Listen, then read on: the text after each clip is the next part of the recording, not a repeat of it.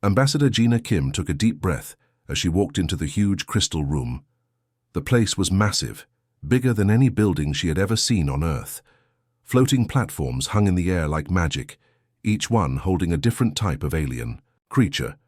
Some looked like walking jellyfish, others were made of pure light, and a few resembled giant crystals that somehow moved and talked. There were 47 different alien species in total, all gathered for this important meeting. Gina had spent months preparing for this moment. Earth wanted to join the Galactic Council, but first they had to prove they were worthy. She adjusted her dark blue military uniform one more time and walked toward the center of the room. The aliens were beautiful in their own strange ways. Some floated without touching the ground, their bodies glowing with soft colors. Others looked like living gemstones, reflecting light in all directions. A few resembled giant flowers or trees, swaying gently even though there was no wind. But despite their beauty, Gina could sense something in their attitude that bothered her. Council Speaker Vexatel raised himself higher on his platform. He was one of the strangest-looking aliens, with 4 bright yellow eyes that blinked one after another like Christmas lights. His skin was purple and smooth, and he had long arms that moved like snakes. "So, the humans finally come to us," Vextal said, his voice echoing through the chamber. "You want to join our peaceful alliance. But first, we must see what kind of species you really are."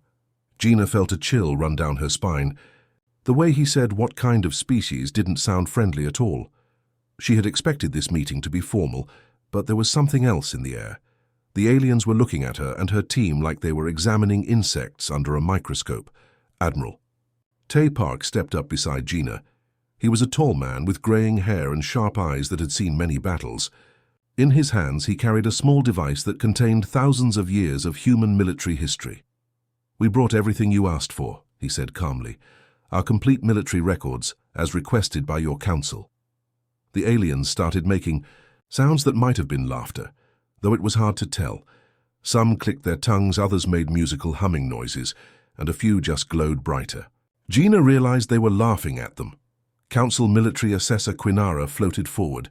She looked like a giant seahorse made of silver metal, with dozens of tiny arms coming out of her sides.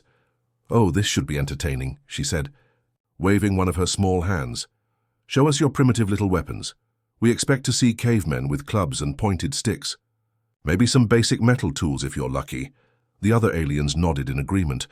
Gina could hear them whispering to each other in their strange languages, but the universal translators made their words clear enough.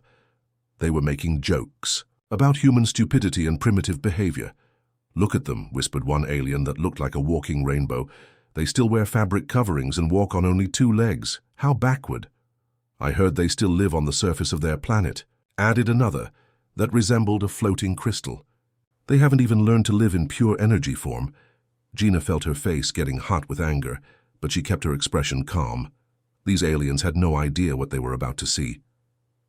Admiral Tay Park gave her a small nod. He was thinking, "The same thing." "Very well," Tay replied, his voice steady and professional. He activated the holographic display device, and suddenly the air above them filled with moving images. "We'll start with ancient Rome, as you requested." The room fell, quiet as the first images appeared. Roman soldiers in red cloaks marched across the holographic space, their armor shining in the artificial light. The aliens leaned forward, suddenly interested, despite themselves. Gina smiled slightly. They had no idea what was coming next. The massive crystal chamber became completely quiet as the holographic display came to life. Roman soldiers appeared in the air above them, their red cloaks flowing as they marched in perfect lines. Their bronze armor caught the light, and their shields moved together like they were one giant machine made of people. The aliens watched with curious eyes. At first, they seemed entertained by what they saw. The ethereal delegate, who looked like a ghost made of starlight, floated closer to get a better view. "How interesting," it said in a voice like wind chimes. "Look at how they organize themselves. For such primitive creatures, they certainly know how to make patterns." Other aliens nodded in agreement. They pointed at the Roman formations with their various appendages, tentacles, energy beams, crystalline fingers. To them, it was like watching children play soldier. Cute, but nothing serious. "See how they carry those little metal sticks," laughed the gaseous delegate, whose body looked like colored smoke. "And those round shields. So simple, so basic." But Admiral Tay Park wasn't finished. He pressed another button on his device, and the images changed. Now they were watching medieval knights charging across battlefields, their heavy armor clanking, their swords flashing in the sunlight. Castle walls exploded under the impact of massive stone-throwing machines. The aliens' amusement began to fade a little. The violence was more intense now, more organized. But they still whispered among themselves, treating it like an educational documentary about an extinct species. Then the display jumped forward in time again. Napoleonic soldiers appeared, standing in long lines, firing their muskets in perfectly timed volleys. Cannons roared and sent metal balls flying into enemy formations. The smoke of gunpowder filled the holographic battlefield. "They've learned to use explosive powder," observed the crystalline delegate, though its voice sounded less confident than before. Its body, which had been glowing bright blue, started to dim slightly. Captain Hyun Lee stood at the back of the room, watching the alien faces carefully. He had been a military psychologist before joining the diplomatic mission, and he knew how to read body language, even alien body language. What he saw worried him. The aliens were starting to understand that humans were different from what they expected. "This is just the beginning," he whispered quietly to Colonel Arasong, who stood beside him taking notes. She nodded, her face serious. Both of them knew what was coming next in the presentation. The holographic display shifted again, and suddenly the chamber was filled with images from World War I. Soldiers in muddy trenches, wearing gas masks, looking more like monsters than men. Artillery shells screamed through the air and exploded in massive fountains of dirt and metal. Machine guns chattered endlessly, cutting down waves of attacking soldiers. Several aliens jerked backward as if they had been slapped. The floating council member, who looked like a jellyfish made of pure energy, actually moved its platform further away from the display. What is this?" stammered the ethereal delegate. Its starlight body was flickering like a broken lamp. The images kept coming. Tanks rolled across cratered battlefields, crushing everything in their path. Poison gas drifted across no man's land like yellow death.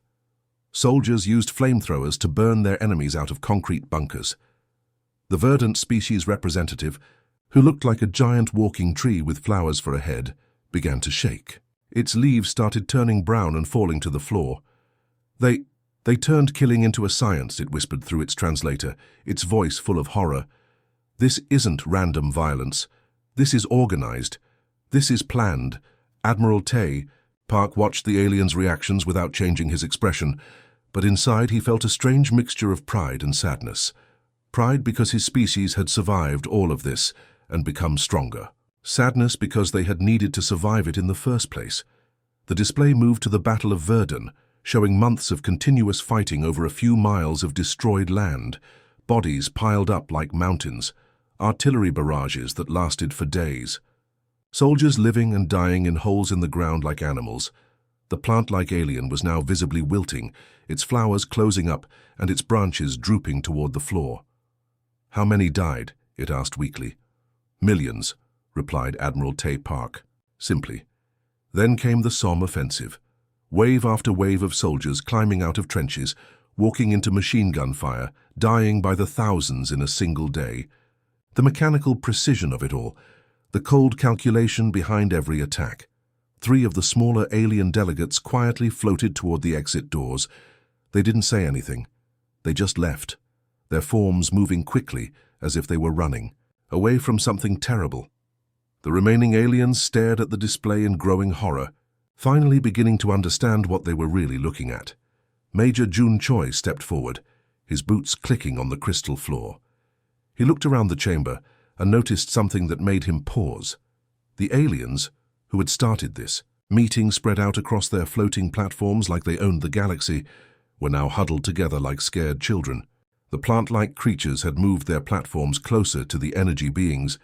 The crystalline delegates had dimmed their lights, and clustered near the gaseous forms for comfort. "Now we'll show you what human warfare looks like today," Jund announced, his voice calm but carrying a weight that made several aliens flinch. He touched his control pad, and the holographic display above them changed completely. Gone were the muddy trenches and charging horses. Instead, the chamber filled with images of sleek fighter jets streaking across blue skies, their wings cutting through clouds like knives. But these weren't just flying machines. They were moving with a precision that seemed almost impossible. The first missile strike played out in crystal-clear detail. A building stood intact 1 second, and the next second, it was simply gone, reduced to dust with surgical precision. No mess, no random destruction, just perfect, calculated elimination of the target. "How?" whispered the ethereal delegate, its starlight body now barely glowing. "How did they know exactly where to strike?" The answer came as the display showed satellite imagery, computer networks and data streams, flowing like rivers of light. The aliens watched in growing horror as they realized humans didn't just fight with weapons anymore. They fought with information, with technology, with systems they couldn't even understand. A submarine emerged from the ocean depths, firing missiles that traveled hundreds of miles before finding their targets. The aliens saw aircraft carriers that were like floating cities, launching dozens of planes that moved together like a deadly dance. Tanks that could see through walls, soldiers who could fight in complete darkness, drones that flew without pilots. The crystalline delegate's light was now so dim it was almost invisible. "They fight everywhere," it stammered. "On land, in the air, under the water." "That's not all," Admiral Taypark said quietly, pressing another button. The display showed rockets launching into space, satellites tracking movement across entire continents, space-based weapons systems that could strike anywhere on a planet's surface. "They fight in space," gasped the floating council member, its jellyfish-like body pulsing with fear. "They fight underwater, through electronic networks, and in dimensions we haven't even considered." The cyber warfare demonstration was what finally broke many of them. The aliens watched as human hackers took control of entire computer systems, shut down power grids, and infiltrated networks across vast distances. It wasn't physical fighting anymore. It was warfare that existed, in a realm of pure information and energy. "They can attack without even being there," whimpered the plant-like delegate, its remaining leaves now completely brown and falling like tears. The gaseous delegate, who had been laughing at human primitiveness just minutes before, was now barely holding its form together. Its colorful smoke was swirling in tight, panicked circles. But General Hannah Yun wasn't finished. She was a small woman with steel-gray hair and eyes that had seen more battles than most people could imagine. She stepped forward, her uniform crisp despite the tension in the room. "We've also prepared theoretical military technologies currently in development," she announced, reaching for her own control device. "No!" The scream came from the gaseous delegate, whose form suddenly exploded outward like a bomb of colored smoke. "No more! Please, no more!" The liquid representative, who looked like a constantly shifting blob of silver water, was literally starting to evaporate from stress. Steam rose from its surface as parts of its body turned to vapor and disappeared into the air. The remaining aliens were backing toward the exit doors now, their various forms of communication creating a terrible symphony of terror. Some were clicking rapidly, others were humming in distress, and a few were flashing lights in patterns that clearly meant panic in any language. "We don't want to see your future weapons," pleaded the ethereal delegate, its voice now barely a whisper. "We've seen enough, we understand now, but the damage was already done." Half of the remaining delegates were moving toward the exits, their platforms gliding quickly toward the doors, like they were fleeing from a natural disaster. The chamber that had started with 47 confident, superior alien species now held only about 20 terrified creatures who were beginning to understand a horrible truth. Humans weren't just another species asking to join their peaceful council. Humans were something else entirely, something that had taken the art of warfare and perfected it beyond anything the galaxy had ever seen, and they were just getting started. Council Speaker Vextal, stared at the holographic display with all four of his yellow eyes wide open in absolute terror. His purple skin had turned pale, almost white, and his snake-like arms were trembling. For several long seconds he couldn't speak at all. The chamber was so quiet you could hear the gentle humming of the floating platforms and the soft breathing of the few remaining aliens. Then suddenly Vextal's voice broke the silence like glass shattering. "I hereby submit my resignation from the Galactic Council," he announced, his voice shaking so badly that the universal translators had trouble keeping up. I will not remain in an organization that would welcome this species into our ranks." The words hit the chamber like a bomb. Immediately, chaos erupted everywhere. Aliens who had been frozen in shock suddenly came alive, all talking at once, their various forms of communication creating a storm of noise and panic. "I resign too," shouted the ethereal delegate, its starlight body now flickering like a dying candle. "And I," cried the floating council member, its jellyfish form pulsing rapidly with fear. One after another, alien delegates began announcing their resignations. The gaseous delegate, still barely holding its smoky form together, managed to whisper, "I cannot be part of this madness." The liquid representative had evaporated so much from stress that it was now only half its original size, but it still managed to gurgle out its resignation. Within minutes, 17 different species had formally quit the Galactic Council on the spot. They preferred exile to the far reaches of the galaxy rather than sharing any kind of governance with humanity. These were species that had been part of the Council for thousands of years, civilizations that had helped build the peaceful alliance. That had kept the galaxy stable for countless generations. The crystalline delegate, whose bright blue light had been so beautiful at the start of the meeting, was now so dim it was barely visible. It looked like a dying star, flickering weakly as it struggled to maintain its form. "How can we share the galaxy with them?" it whispered, its voice like breaking glass. Ambassador Gina Kim watched this chaos unfold with a mixture of sadness and growing understanding. She had come here hoping to join a community of peaceful species, to find humanity's place among the stars. Instead, she was witnessing the complete breakdown of galactic civilization, all because they had shown these aliens what humans were really capable of. The plant delegate, whose flowers had all closed and whose branches were now completely bare, was making a sound like crying if plants could cry. Plants could. "You don't understand," it whimpered to the remaining aliens.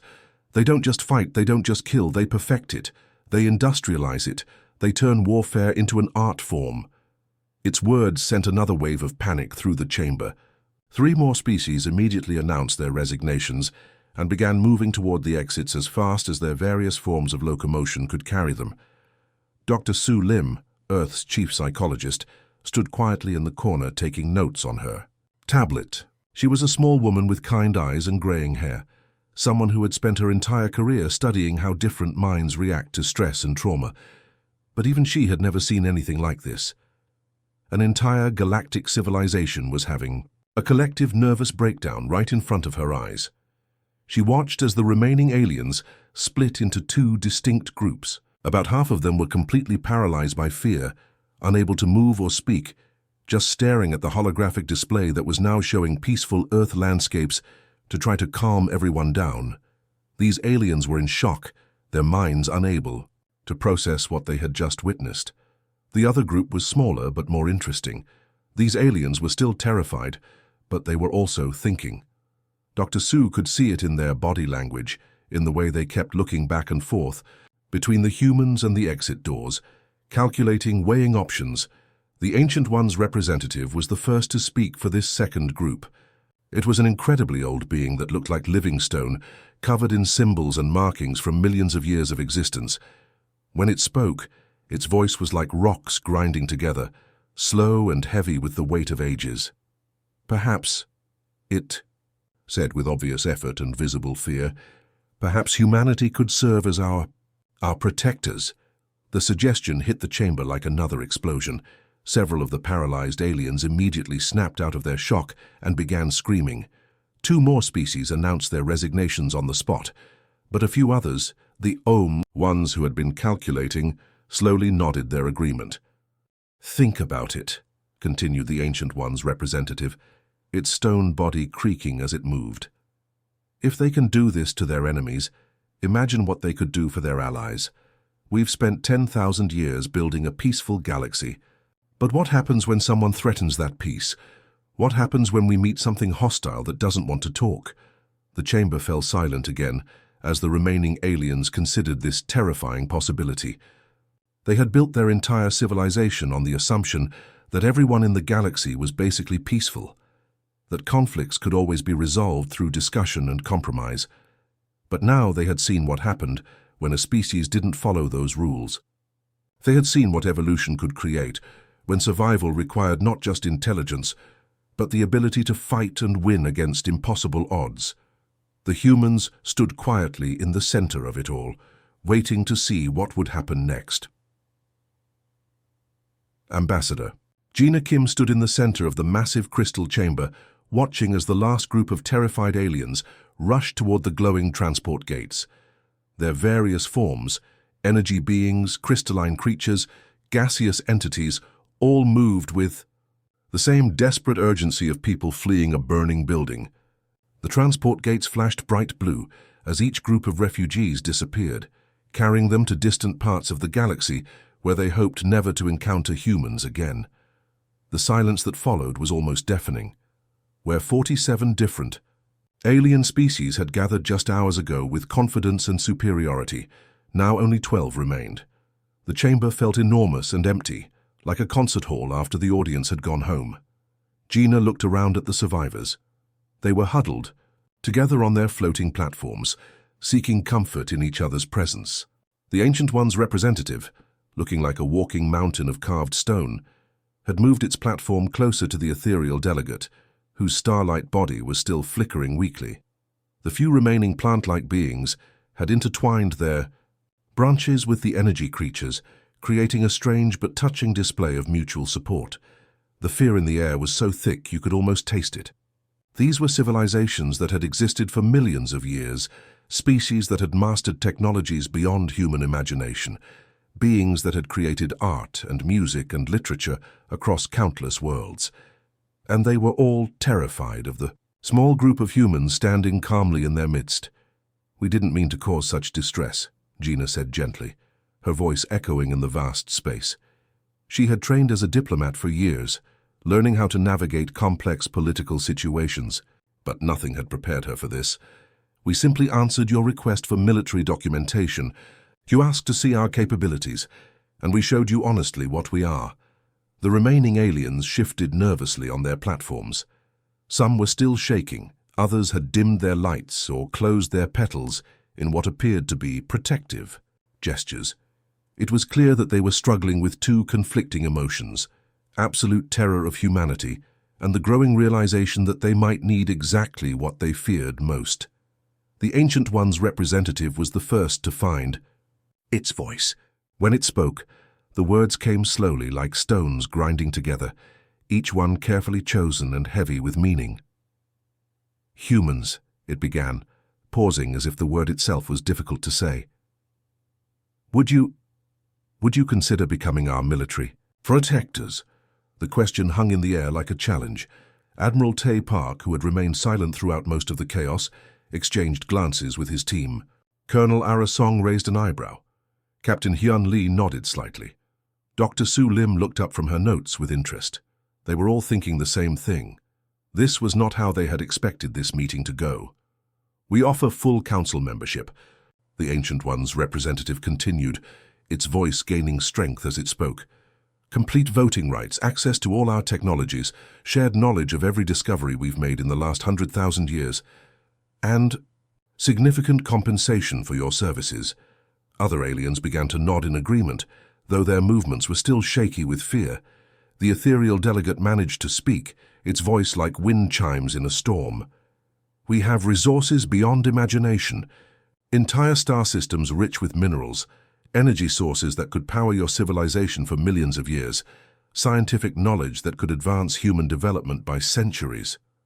We have peaceful worlds where your people could live," added a crystal being whose light was slowly growing brighter. "Beautiful planets with perfect climates, no diseases, no natural disasters. Paradise worlds that we could share with humanity. The offers kept coming. Trade agreements that would make Earth incredibly wealthy. Technology transfers that would solve every problem humanity had ever faced. Cultural exchanges that would open up entirely new forms of art and entertainment.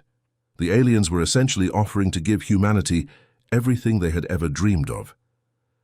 But there was something else behind these offers, something that made the whole situation both tragic and ironic.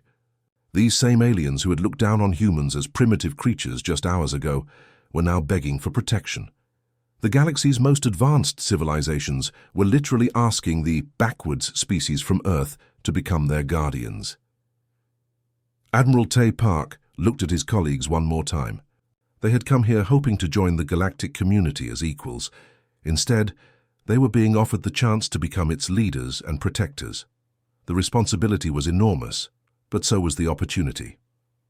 "We accept," Gina replied simply, her voice calm and professional. The words seemed to release a collective breath that the aliens had been holding.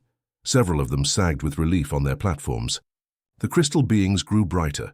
The plant creatures began to unfurl their branches, and even the energy beings stopped flickering so frantically. Within a month, everything had changed.